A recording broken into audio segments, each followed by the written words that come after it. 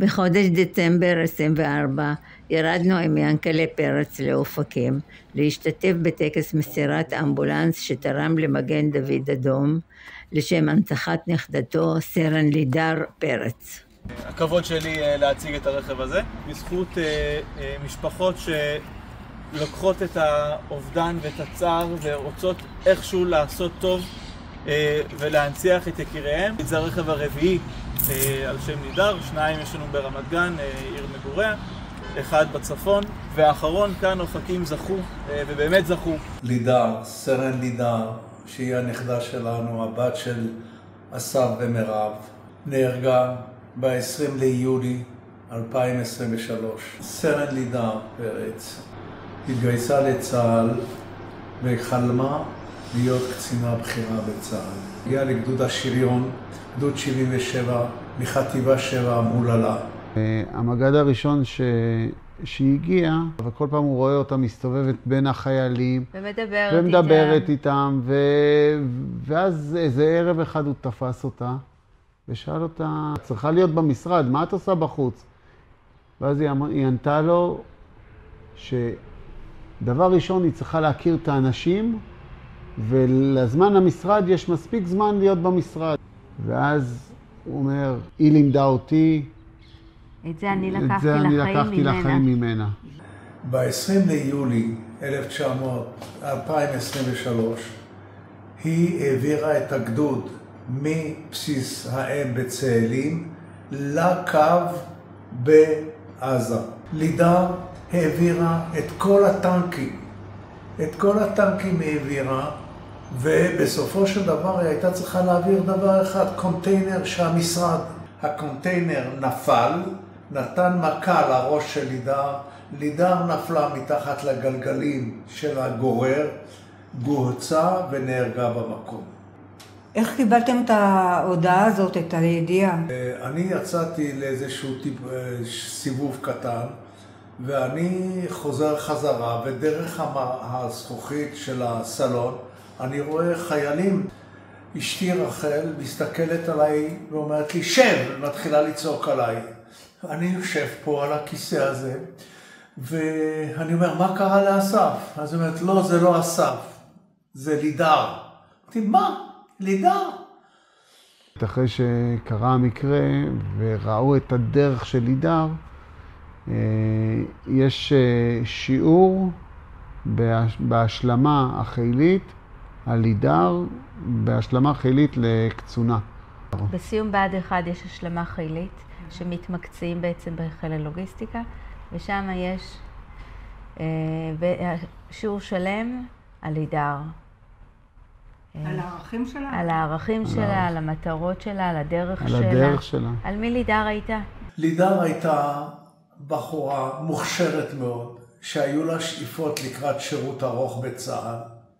ואחד המומנטים שאני לא אשכח זה כשהיא אמרה לי, סבא, אתה סגן אלוף, אני רוצה להיות מעל לסגן אלוף. היא למדה בבליך והיא למדה במגמת הקולנוע, וזה התבטא באנושיות שלה. היא חיפשה בשירות שלה להיות למען חיילים, לטפל בחיילים.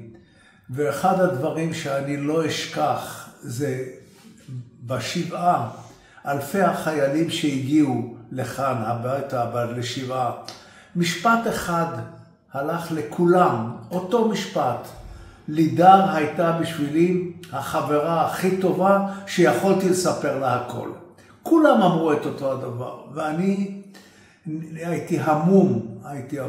היא נחשבת לדעתי החלל הראשון של מלחמת חרבות ברזל. אבל כל יום שאני שומע שחייל נהרג, אני מתחיל להיכנס לטראומה ולראות. לידר היא הבת הבכורה שלנו, יש את רון ורועי.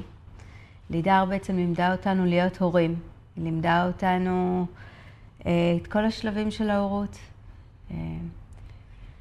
היא הייתה הבת בין 2 בנים, הייתה מרכז הבית, ידעה לדרוש ולאהוב.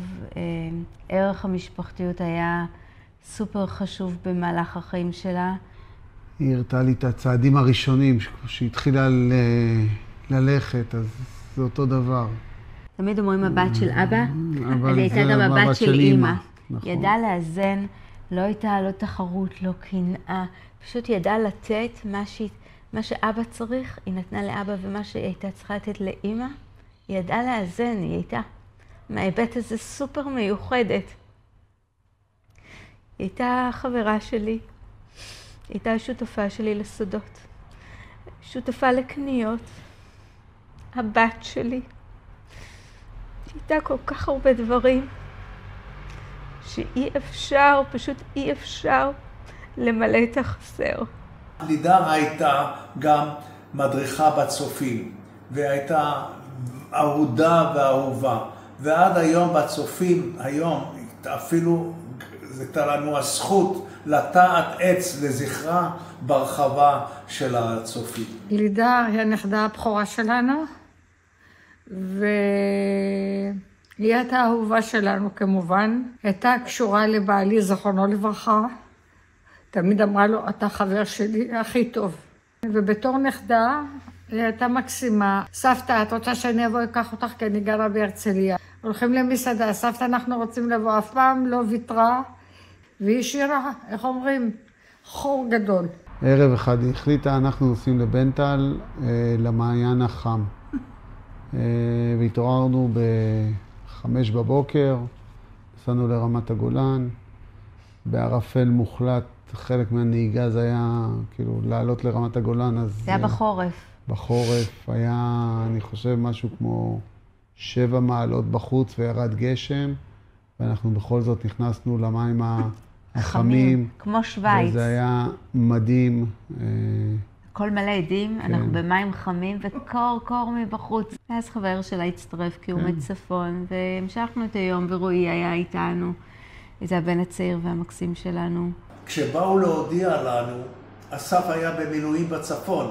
המג"ד שלו הודיע לו, ואז הוא התקשר אלינו והוא אומר, סעו לבית של מירב, ואתם תודיעו לה עם החיילים, עם הקצינים. כשאנחנו הגענו לבית שלהם, לדירה שלהם, דפקנו בדלת, לא רצו לפתוח לנו, ושמענו צעקות צרחות. מזל שלאשתי היה מפתח, פתחנו את הדירה, ואז רון ורועי ומירב, מסתבר שאיזו שכנה, חברה, הודיעה להם. זה בדיוק מה שקורה היום עם הטיק טוק ועם כל המסרים. הודיעה להם, שאלה אותה, איפה לידר תהיה קבורה?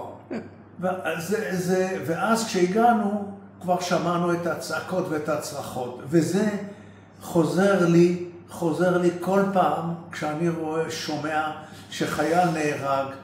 שיר החלל שאנחנו עדיין לא מצליחים להבין ולהכיל. איך אתם בעצם מעלים את זכרה? איך אתם רוצים להפיץ על הילדת אור? כשלידר נהרגה, ההורים החליטו לתרום את האיברים שלה למען הצלת נפשות. זה קונספט שזה במשפחה. כשהגופה הגיעה למכון הפתולוגי, אפילו את רשתית העין אי אפשר היה לתרום. אחרי 7, בקונספט הזה של לעזור לאנושות ולזולת, החלטתי לתרום אמבולנס לזכר לידר. אני והבן שלי שחי בארצות הברית שמנו דאון פיימנט גדול, ופניתי למשפחה ולחברים, ולהפתעתי, תוך 2 שבועות גייסנו את כל הכסף בשביל אמבולנס אחד. אמרתי, רגע, הייתי בקנדה, שליח, יותר זמן. פניתי לקנדה, תוך 2 חודשים גייסנו כסף ל2 אמבולנסים. הייתי בצרפת, גם בצרפת גייסנו אמבולנס. את האמבולנס מצרפת תרמתי לאופקים. 2 נוספים נמצאים ברמת גן ומשרתים את הקהילה של רמת גן, שלידר היא נולדה, התחנכה וגמרה את בית ספר בליך ברמת גן.